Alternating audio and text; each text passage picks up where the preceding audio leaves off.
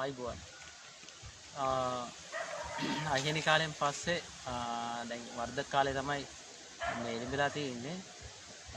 දැන් ඇත්තටම දැන් මේ කාලේදී අපි ගොඩක් දුරට ජනපද පෙට්ටිගත කිරීම කරගත්තොත් අපිට පුළුවන් ඉක්මනින්ම පැණි ලබා ගන්න. ඒ හින්දා අපි අපේ දැන් රුකුල් කීප රුකුල් කීපයකට පැමිණි ජනපද එක ජනපදයක් තියෙනවා. ඒක පොඩක් වර්ධක කාලයේ වුණත් දැන් ඒක පොඩක් දුර්වල මට්ටමක තියෙන්නේ. ජනපදයට පෙට්ටිගත කරලා නඩත්තු කරන්න තමයි අපි සූදානම් වෙන්නේ. ඔයාලට බලා ගන්න පුළුවන් අද ඉතින් කොහොමද වැඩේ සිද්ධ වෙන්නේ කියලා. හරි අපි දැන් ඒකට යමු බලන්න.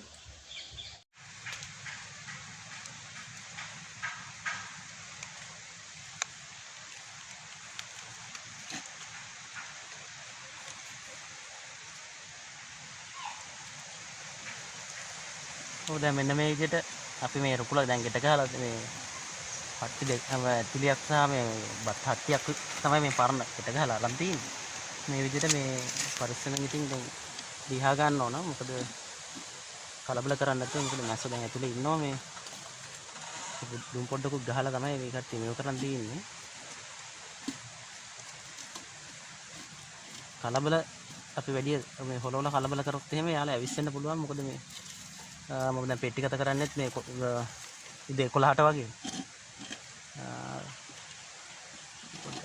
පෙන්නන්න ඔයාලට කුඩා ජනපදයක් අප්පමවත් අත්ත තියෙන හින්දා තමයි මේ පෙට්ටිගත කිරීම කරන්නේ. බලා ගන්න.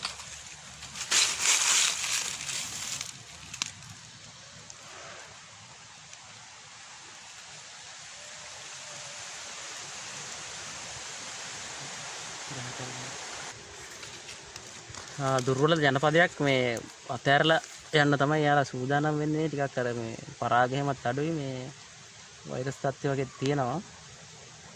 අපි නඩත්තු කරන්න පහසු වෙන තමයි මේ කට්ටිය මේ ජනපද පෙට්ටිගත කරන්න හදන්නේ. එතකොට පෙට්ටිගත කරාම අපිට පුළුවන් මේ මෙයාලට දැන් අහේනි කාලේ ලබා දෙන ආහාර ලබා දීලා මේ අපිට මේක වර්ධනය කරගන්න. ඒකයි මේ මෙයාගේ පොඩි කුඩා පෙට්ටියක් අපි තෝරගත්තේ රාමු 12 පෙට්ටියක් තෝරන් තියෙන්නේ. නැත්නම් අපිට මේ සාමාන්‍ය රාමු 6ක පෙට්ටියක් වගේ තෝරගන්න පුළුවන්. ඒක අර ප්‍රමාණයෙන් විශාල නිසා මේ පාලනය කරන්න ටිකක් අපහසුයි. අහේනි තත්ත්වයක් තියෙන නිසා ජනපදයේ.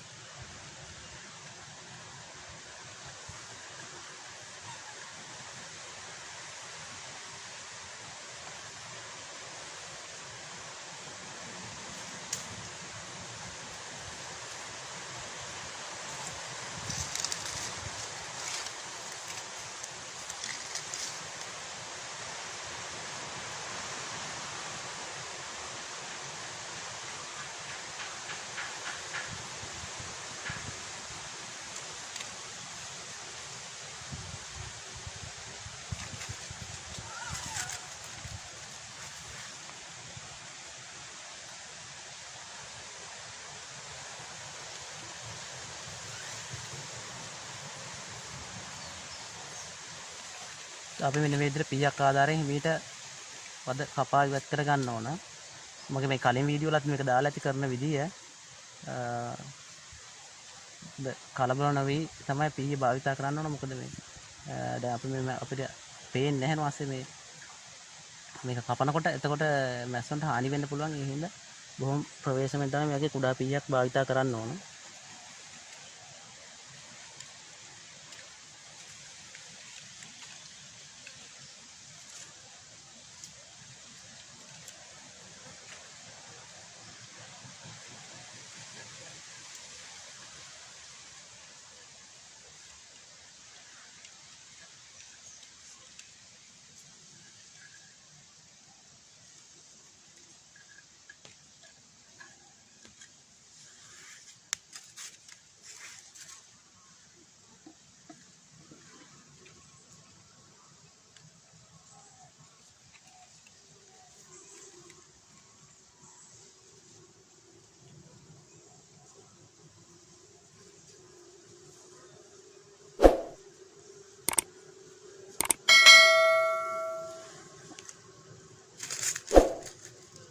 පොඩ්ඩක් ගහලා විදිහට මැස්ස ටික පොඩ්ඩක් පහළට බස්ස ගන්න ඕනේ නැත්නම් මේ මැස්ස උඩින් තියොත් අපිට ගන්න අමාරුයි මේ වද ටික කපා ගන්න අපහසු වෙන නිසා.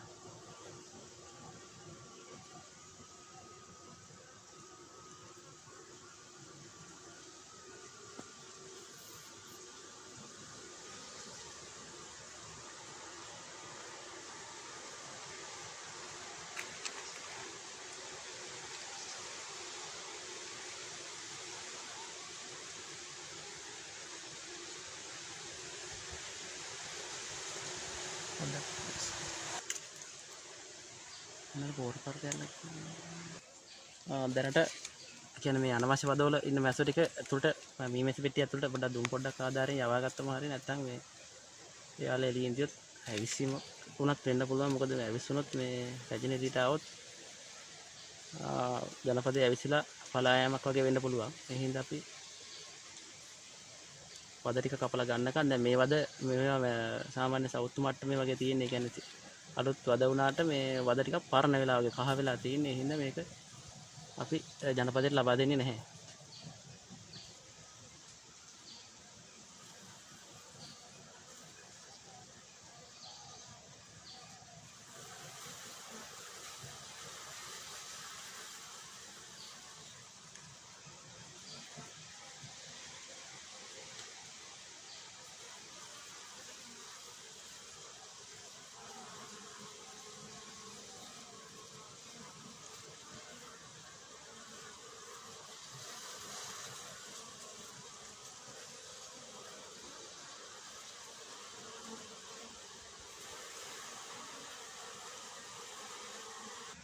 අපි එක වදයක් කපා ඉවත් කරගත්තා. වැඩේ තියෙන්නේ මේකේ අර වෙලා තියෙන්නේ ඉටිපණුවන්ගේ හානියකුත් වෙලා තිනවා. ඊට පස්සේ මේ කොඩිය කූඹින්ගෙනුත් හානියක් වෙලා තියෙනවා. ඒ හින්දා තමයි මේ ජනපදයේ මේ වගේ අහිමි තත්යකට පත් වෙලා තියෙන්නේ. මේ ඒ කියන්නේ වර්ධනය මේ හීන වෙලා ගිහිල්ලා තියෙන්නේ. ඒකද අර පෙට්ටියක භාවිතා කරන දැන් අපි පෙට්ටියක් දැන් ජනපදයේ පෙට්ටිගත කරලා පිටික අපි දැන් නඩත්තු කරනකොට මේ කොඩියන්ගෙන් වෙන හානිය ඉටිසලබ හානිය එහෙම වලකිනවා. මොකද අපි ජනපදයේ අඩිය ලෑල්ල සුද්ධ කරනකොට ඉටිසලබ හානිය ඉතින් නැති වෙන්න පුළුවන්. එතකොට අපි මේක ආධාර කණුවක් මත ඉදි කරන්නේ. එහෙම ඉදි කරනකොට සාමාන්‍යයෙන් කොඩිය වගේ කූඹියකින් ඇඹුලෙන්ගෙන් හානි වෙනවා අඩුයි. අපි දැන් මේකත් මේ විදිහට පරිස්සමෙන් කපා ගමු. ජනපදයේ ටික දුර්වල මට්ටමක තියෙන්නේ. මේ මොකද අර ඒ කට්ටියගේ වර්ධනය හීන වෙලා ගිහිල්ලා තියෙන්නේ. ඔය ඉටිසලබේ හානිය ආවම පස්සේ ජනපදයේ සම්පූර්ණම අලුතෙන් උපදින කීටයන්ට හානි කරනවා මේ ඉටිසලබය. මොකද වදවලට ගිහිල්ලාම එයා වද ටික කන්න ගත්තාන් පස්සේ වදවල අර ක්‍රියාවලිය සම්පූර්ණව නතර වෙනවා. වර්ධන ක්‍රියාවලිය.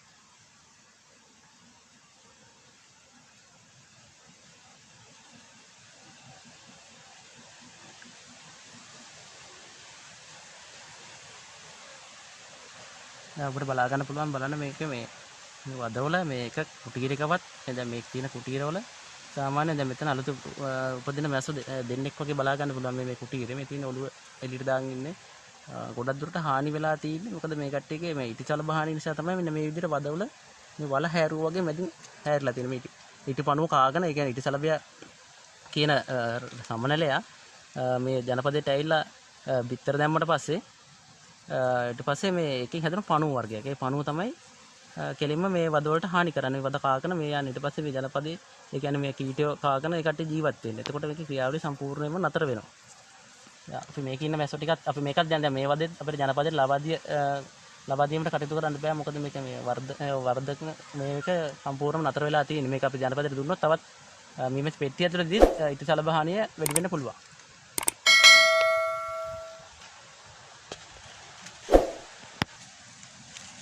උදේ අපි මේ තුන්වෙනි වදයත් කපා ඉවත් කර ගන්න. මොකද වද දෙකක් දැන් අපි මෙතනින් ඉවත් කරා. මේ කපලා ගත්තා. මැස්ස ටික විතරක් අපි පිටිට ඇතුල් කරා. මොකද මේ වද මේ බලා ගන්න මේ වල වගේ ආකාරයට තියෙන මේ ඉතිසලබිය දැනට මේ ඉති පණුව දැනටත් මේක ඇතුලේ ඉන්නවා.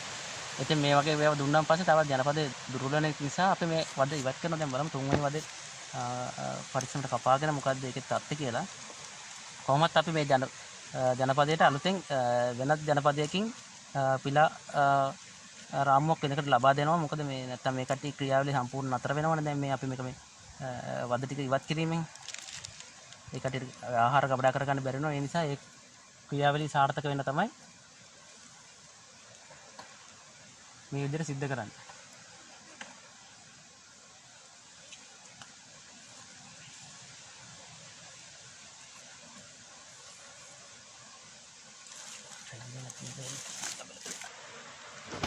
දැන් අපි මේ තුන්වෙනිට කපාගත්ත වදේ සාමාන්‍ය තරමක් දුරට හොඳ තත්ත්වයේ තියෙන හින්දා අපි ඒක ජනපදයට ලබා දෙනව. නැත්නම් මේ වද තියලා මේ ඉවත් කරන්නත් අපිට බැහැ. මේ මොකද මේ වදවල තමයි එයාලගේ සුවඳ එහෙම තියෙන්නේ.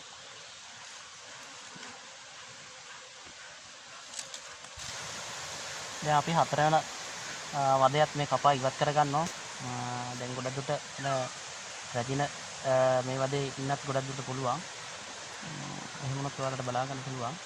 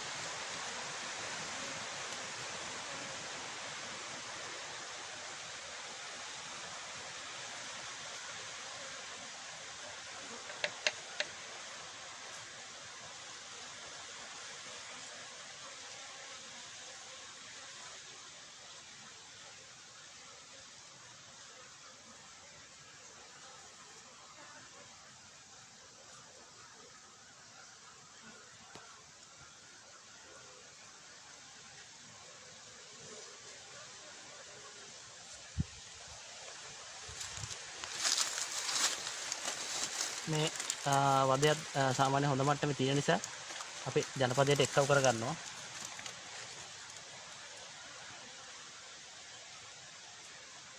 පෝස් කරා. උදේ අපි දැන් වද දෙකක් පමණක් ජනපදයට ලබා දුන්නා. දැන් මැස්ස ටික ඇතුල් කරගන්න හදන්නේ මේ ඇතුළට. දැන් ඔයාලට පේනවා මෙතන මැස්ස වේගෙන් පෙට්ටියට ගමන් කරනවා.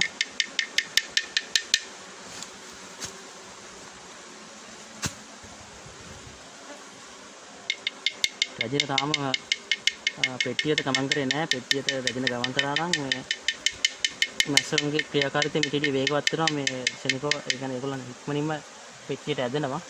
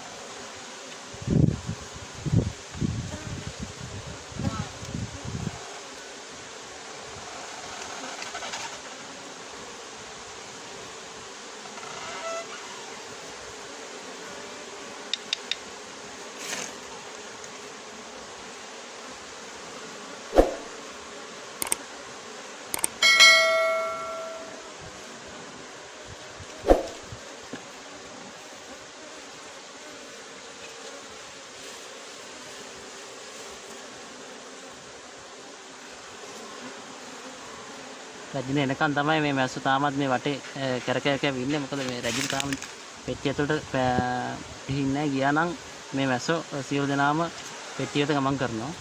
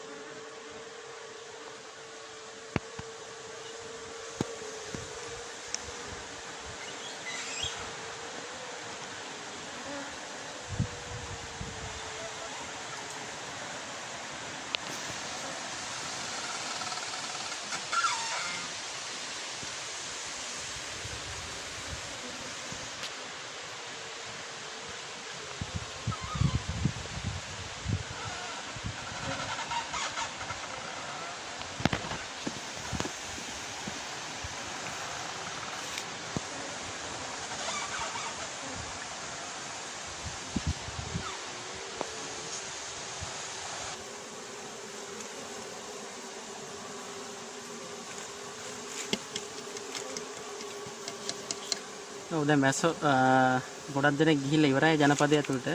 රජිනත් කියන්නේ පෙට්ටිය වෙත මිනිස් ජනපදයේ දැන් කට්ටිය සියලු දෙනාම ගිහිල්ලා තියෙන්නේ. තව කීප දෙනෙක් ඉන්නවා.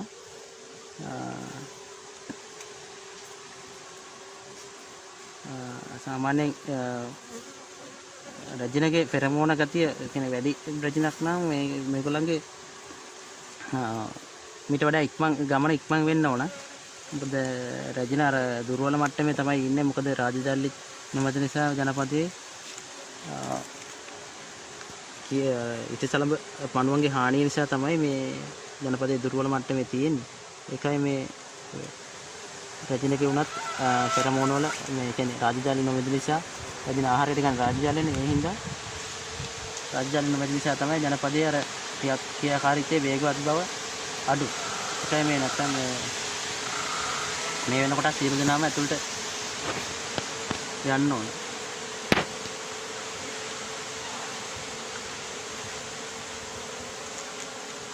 අපි ඊටු කීප දෙනාත් මේ විදිහට අතින් අරගෙන ජනපදයට ඇතුළු කරගමු.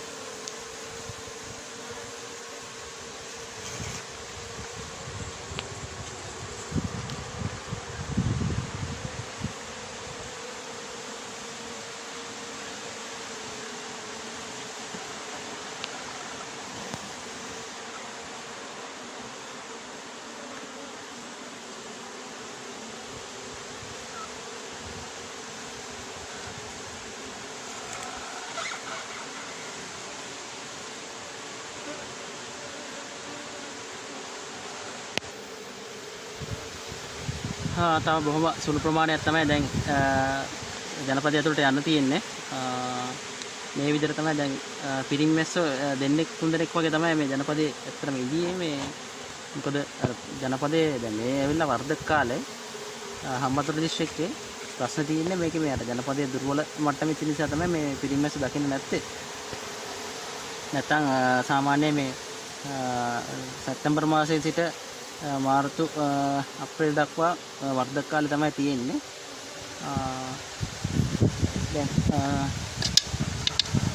අපි අනිවාර්යෙන් ඉදිරියේදී මේ ජනපදයේ තත්ත්වය ගැන ඔයාලට තව වීඩියෝ එකක් දාන්නම්. ඔයාලා මේක වීඩියෝ එක බලලා ලයික් කරන්න, කමෙන්ට් කරන්න, අනිවාර්යෙන් channel එක subscribe කරලා තියාගන්න. හරි, බොහොම ස්තුතියි සියලු දෙනාට.